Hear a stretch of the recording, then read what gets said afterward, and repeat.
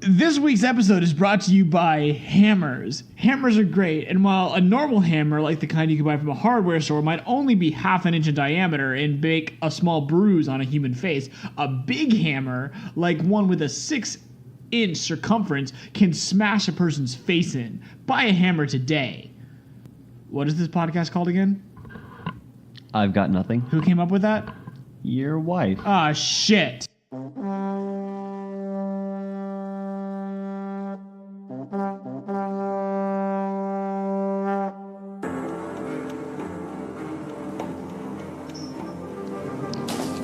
Game of Thrones, the series that ignited a nation, is discussed weekly by two nerds.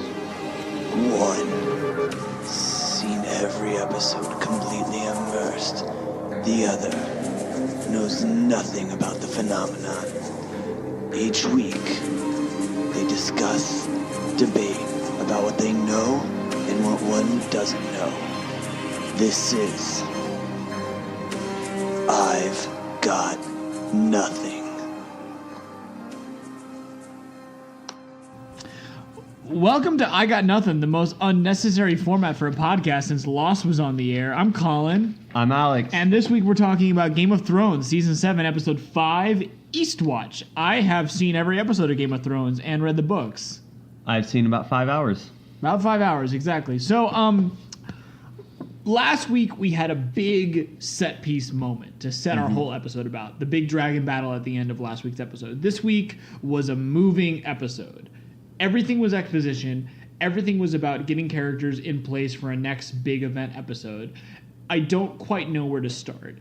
I know that for you, as someone who is only started watching the show with this season, you probably are very confused, so I'm going to leave it to you in terms of where we start our discussion for this week. Yeah. Well, I was actually going to probably volley over to you and say, what do you want to talk about? Because leaving this episode, you and your wife had very different reactions to me leaving this episode. As in the fact that both of you went, holy shit, this is the best episode this season. It's not the best episode this season. It's just, it's a lot of reveals. It's a lot of long-standing characters coming together in a way that we haven't seen. It's a lot of... It's a lot of interaction, and when you followed a show like this for this long, you thrive on the interaction between characters that don't normally get to interact. Almost more so than when you get to see a big fight, like when Daenerys wrecked shop last episode. Yeah. Yeah, I guess we get into this then. So we start off in this episode. Daenerys is making a bunch of guys swear fealty to her, and she burns some dudes. I was really curious with this one because I was going to kind of play the mystery game with you where I tried to make you understand who those guys were in relation to who you've seen on the show, but they kind of really spelled that out in this episode. Yeah, that was, I mean, at the start of it, I was going to be, if we played that game without that scene with Sam, I was just going to be sitting there like, I don't know, like the dragons. Yeah. But you straight up understand that Sam was the younger brother and son of those two guys that got killed at the beginning. Yeah, well, now it doesn't seem like he's also going to learn it either. I mean, well, yeah, because we see he leaves at the end, which is a bummer, because technically, in terms of the laws of this world, he is now the head of his house. Yeah, because that's what I got. His father and elder brother are dead. That's what I deducted from that. So, yeah. Yeah. He doesn't even know. He's just chilling. He's just chilling. But he would know if he didn't. If he stuck around. Yeah, just even like a day. Even like a day if he hung out. But yeah, I mean, in the episode wrap-up, they talk about we're going to let the viewer decide if Dany is fair or not. Yeah. Yeah. Well, so what are your thoughts on that? Because I don't know. The morality issue of there is a little iffy to me because you've said before that from your perspective as someone hopping into this point, there's a pretty clear hero and villain to this story. And so you're not really led to feel anything for guys on the other side biting it. But I mean, yeah, and it seems like they were trying to go for more of a deeper morality or a deeper moral quandary than what they really got. Daenerys said, bend the knee or die. People bended the knee, and they didn't die. And the people that refused died. Yeah. Pretty simple. What was your take on Tyrion in those scenes? He has history that I just don't know. Like, and I think that's what I think that's kind of what they were mentioning in the post episode of, like, he was definitely trying to be the more logical one, the more fair one. Which doesn't make a lot of sense to me because, and you would not know this obviously, but Tyrion doesn't have much of a drive beyond revenge. He has no reason to give a shit about anyone who chooses to fight for his sister's side. Yeah. And yet from that, a couple of scenes in this episode seem to kind of be indicating that Tyrion is starting to lose faith. Yeah, which Daenerys. is very, like, the first time I think we see that. Yeah. Which I think is why in the beginning of, I mean, you see him walking through the field, which I think you audibly said, like, come on, you don't even care about that. And he does it, and he has no reason to. He has every reason to want to see everyone in Westeros burn. Like, even more than Daenerys. Daenerys has a reason to want to be the logical one. She should be the one wanting to win the heart of the people. Tyrion, again, reasons you don't know, has no reason to care about anyone outside of himself and Daenerys and the people he's with now. He should not care about that. So I'm curious as if this is supposed to serve as some kind of setup to the fact that Tyrion might turn on Dany in his own way at some point in the future. Yeah, as we were just talking about it, that's what I was definitely kind of leaning towards, of setting that up early, because otherwise, since then, I'm like, if he's just loyal, this all plays out for him. Yeah.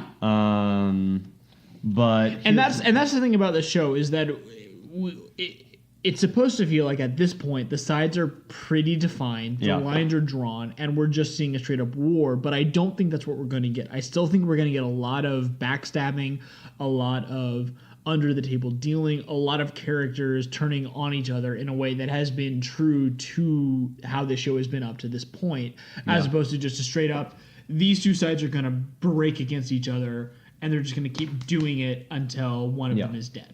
No, yeah, the side bit that I kind of notice is everything seems like a slow burn until it's not. It's not, yeah. Yeah, like, and so them doing that, it just. I was telling you this before we recorded, but apparently the next episode is the penultimate episode of this season, and from seasons 2 through 6, the penultimate episode of any season has been the big watershed moment of this season. So expect big things, but. Moving on. You want to just keep going chronologically? Yeah, or let's do that. Okay, so chronologically, next we get Jaime and Cersei. Yep. A lot of talk of characters you have no idea who exist. Oh my god, this is a lot of great. talk of people that are not around anymore, which I thought that was funny for you. But basically, Jaime and Cersei, the two Lannisters remaining, two different sides, and we hit that point twice in this episode. Thoughts on that? Yep. So yeah, definitely.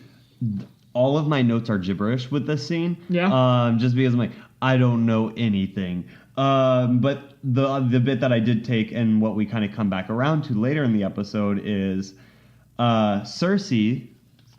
Hey, you got her name right. Congrats. Proud of you. That's me clapping myself. Yeah, I can see it on the audio. Yep. That was important. So yeah, that was a side note. I was really proud of myself in that moment. I focused on the pronunciation. No, we're proud of you. Can I get an award for doing mediocre things? But yeah, I mean, she learned that. Was it Olenna? Okay, close enough. No, I'm getting the hang of it. Killed her kids, and she wasn't really happy with Jaime by any stretch of the imagination. No. But it kind of seems like she comes back around later in the episode to where just don't cross him.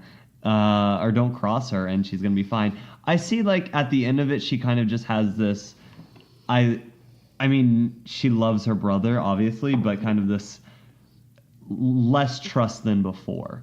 And I would say kind of keeping at a distance. Wait, are we still on the first scene or the second? Oh, sorry, scene? second scene. Second scene has a pretty major reveal in it, though.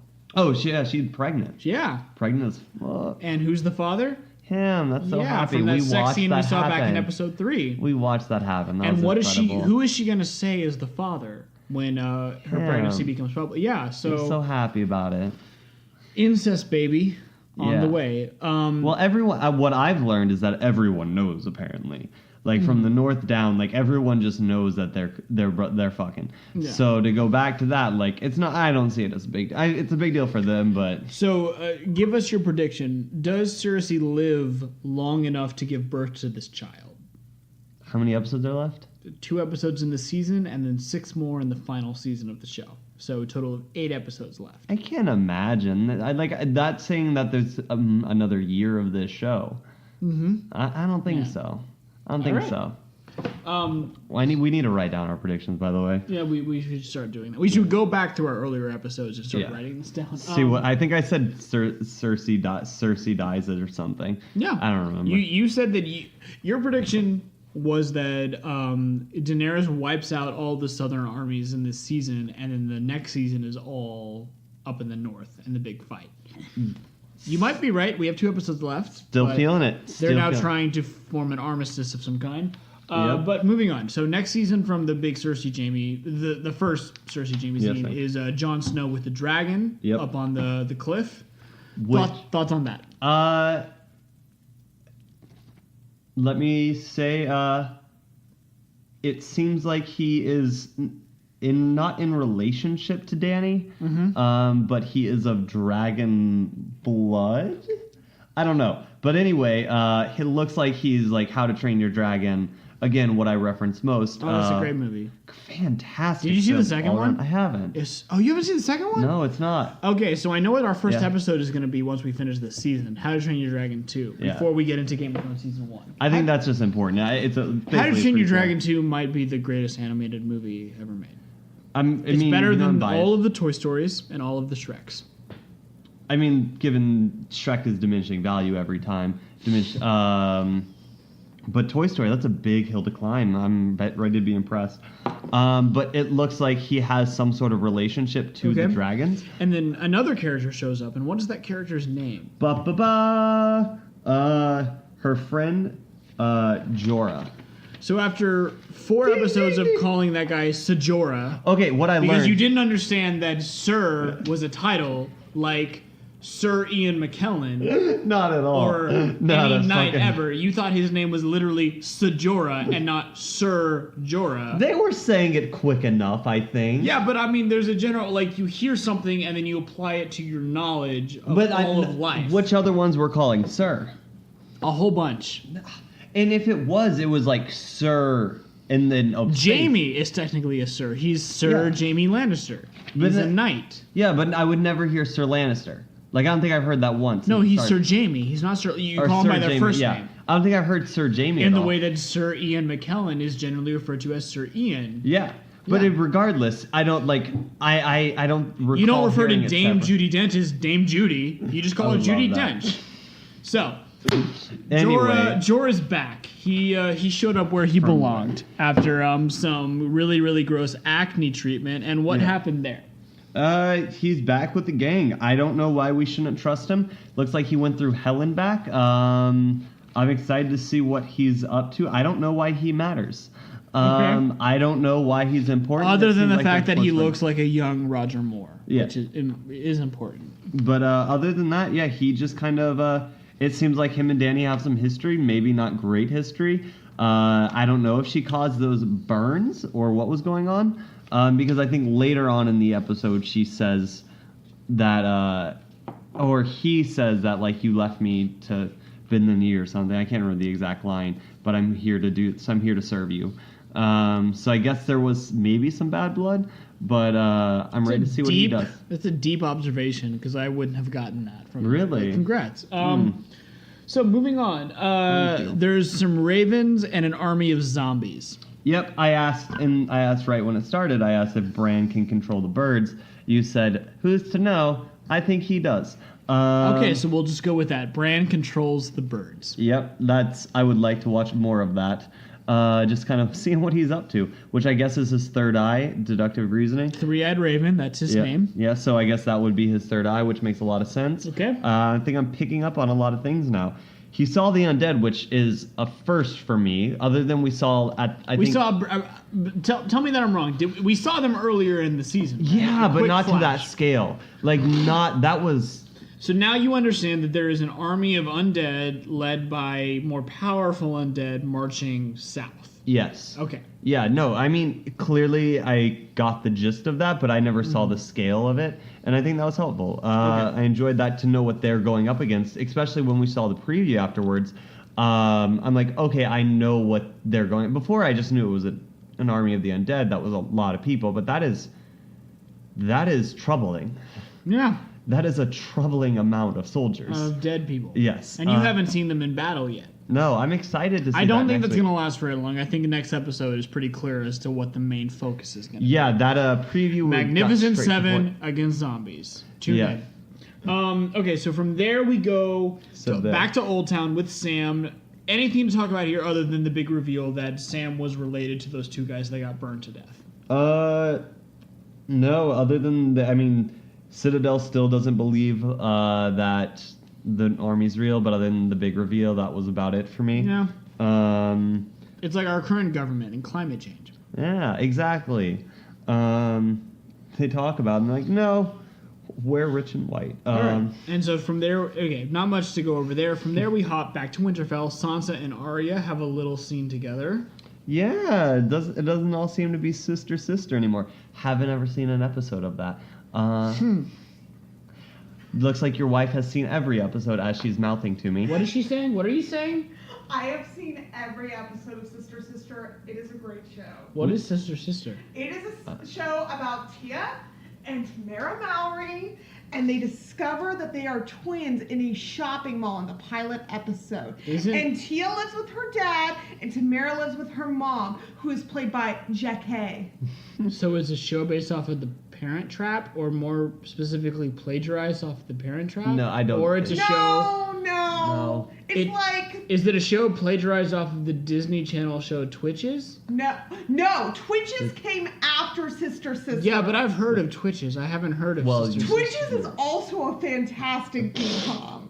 Tia and Tamara Mallory deserve more. They're a part of culture. Okay. I don't think Twitches is. I want to move past this now because I'm uncomfortable. So, Yeah, their sister dynamic. They have a little argument, as opposed to, I think, last week when I thought they would just be all buddy-buddy, but it seems like... No. I was really hoping for that. They were never close when they were together, and now... Okay, that's what I was curious about. Years later, they quickly fall back into old habits of not being particularly close. So I moving gotcha. on. Well, that lasted short. And in this episode, holy crap, does this episode go through a lot in terms of getting characters where they need to be. Like, there are probably twice as many scenes in this episode as there are in a general episode. Yeah, But I think there was 17. we go from there to Bronn leading Jaime through the dragon dungeons to... Little Peter. What's his name? Let me find his real name. I can never remember it. I wrote it down today. Tyrion. Tyrion, very good. And so what happens in that scene? We get Tyrion gets what he wants. And I'm What is happy that? for him. To be able to come to a negotiation with Dany. It's kind of... Is Dany in this scene? Well, no, but I think he understands that you can't beat dragons. And he understands, and so amicability is a very good thing for him.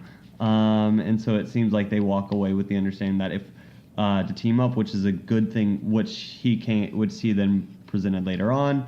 And I don't know. Jaime seems to be in a tough spot. Yeah. Seems to be just in a tough. I think round. this scene kind of re-emphasized how in an ensemble show full of great actors, Peter Dinklage is by far the best actor on this show. He's just brilliant. He's great. Yeah. There's a reason he's won 2 Emmys for this show. Okay, so from going from there, guy with a beard goes into a blacksmith shop. Whose name is who? What's going on there? In your own words, what happened? You knew this would hurt me. I know. I'm not telling you their names on purpose. They say both of their names multiple times. I want to hear you try to tell me their names. I know.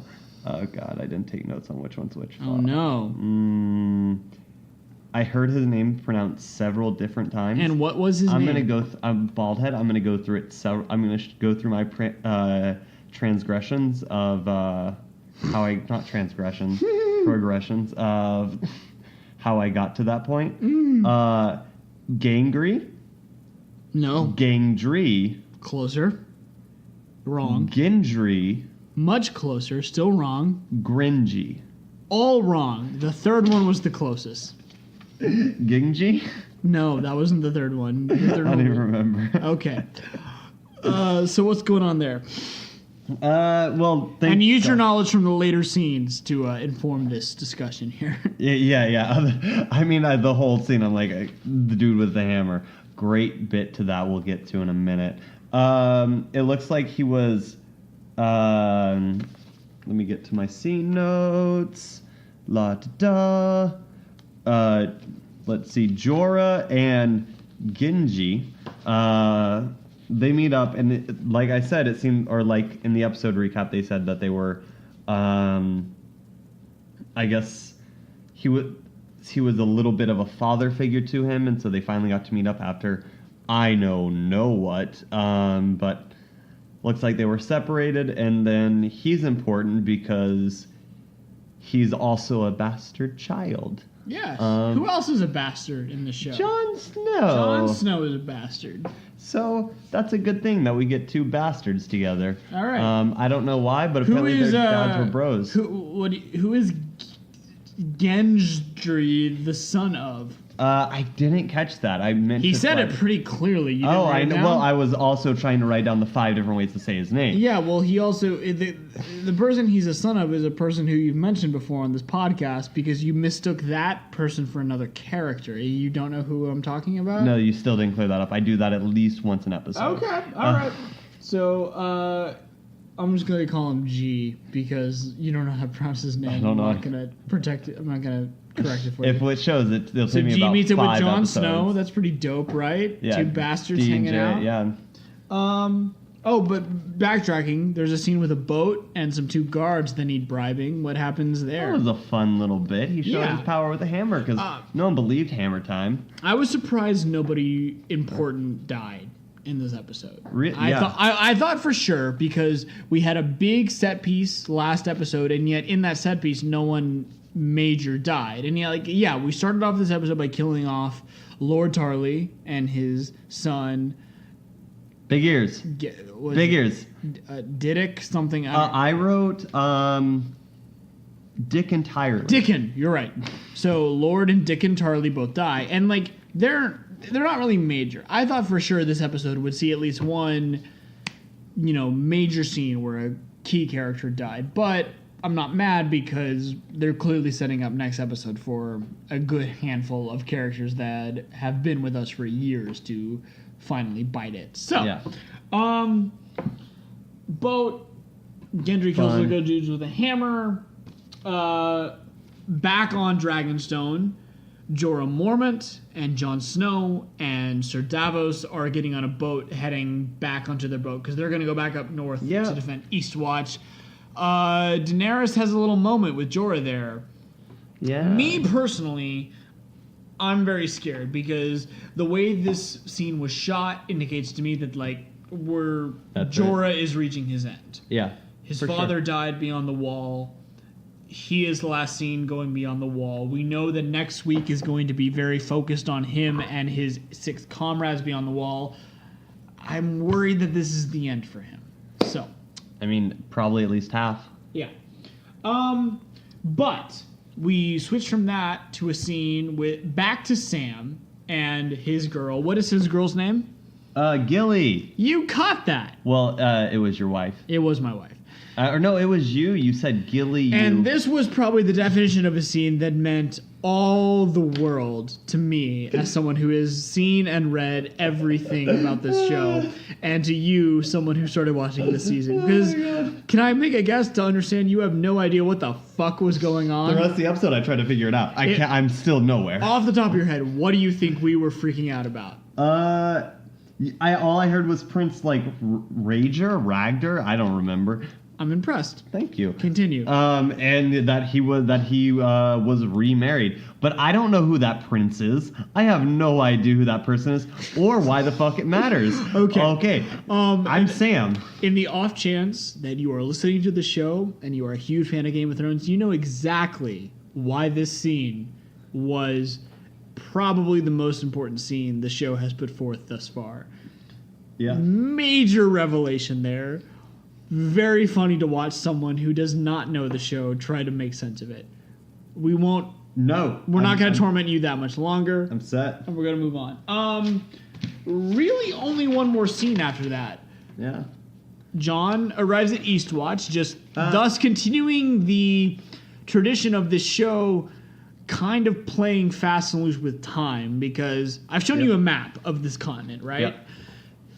That's it's on the floor. Yeah, but like you think Thanks, that's probably weeks of sailing up north to get from where they were to where they end up. This is actually a great spot for our next sponsor. Oh, you have a sponsor? Yeah, we have another sponsor. Who's this our week. sponsor? Time. What's our What does Time do? Nothing and everything, and we can be the most important or completely irrelevant. Time, you need us. Yeah. I think there's a great line in this episode, actually, about how time defeats all men. Yeah. Yep. So buy time. So, Jon Snow, Sir Davos, and Sir Space Jorah arrive at Eastwatch. It's subtle. They meet up with a severely red-headed and red-bearded dude. Yep. And who do they talk to? The Hound.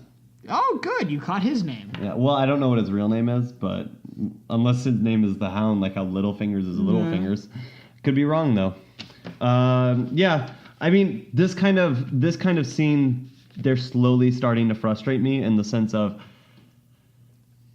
at a certain point, I feel like everyone's killed everyone else's family. Like there's no real sense of like true alliances anymore, because even in this episode, I think there is, because everyone else is dead, and it's the living kind of trying to band together. Regardless, I mean, because did you write any notes about Sir Davos mentioning the fact that Tyrion killed his son? Yeah, no. Yeah.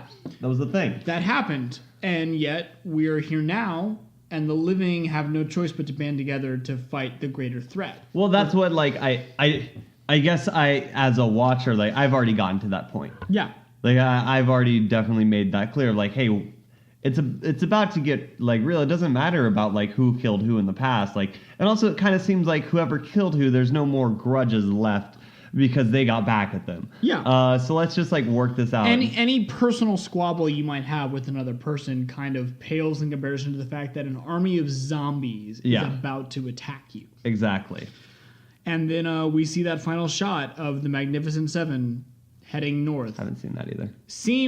You haven't seen the Magnificent Seven? No. Original or the remake? No. Or the original Japanese version, Seven Samurai? No. Oh, shit. We gotta watch that. That's at least like a day of television or movies. All right. So that's another episode for us, I guess. Yes. The 3 movies of the 7. We can switch off between sister episodes and Magnificent Seven. I don't want to watch. It'll be a weird pace. But yeah, this episode ends with Jon Snow, Sir Davos, Tormund Giantsbane, the Hound, Sir Beric, Gendry, and Jorah Mormont venturing north. Yep. And they are straight up doing the Magnificent Seven in Game of Thrones. Next week is probably going to kick ass.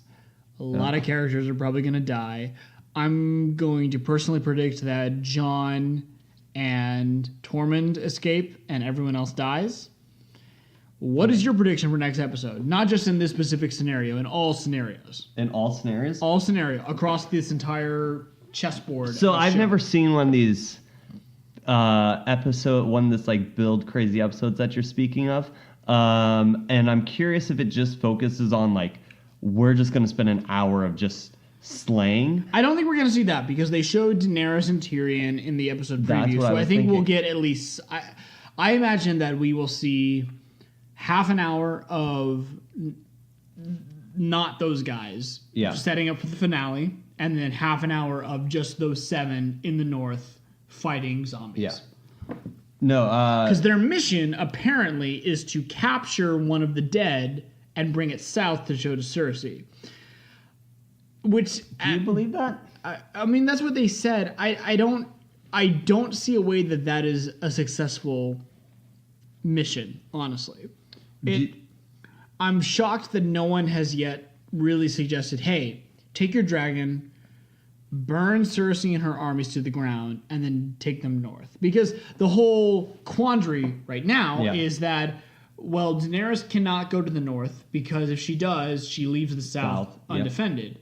But she has already proven by now that it's very easy for her to wipe out her enemies in the south.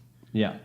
I don't know why she is not doing that. Well, I think they explained that earlier on of like she doesn't just want to kill everything. But she doesn't have to. It's an easy thing to just fly her dragons around King's Landing, lead her army of Dothraki into the city, have them kill only the army, not the citizens, take the city, and then she has the continent. Yeah.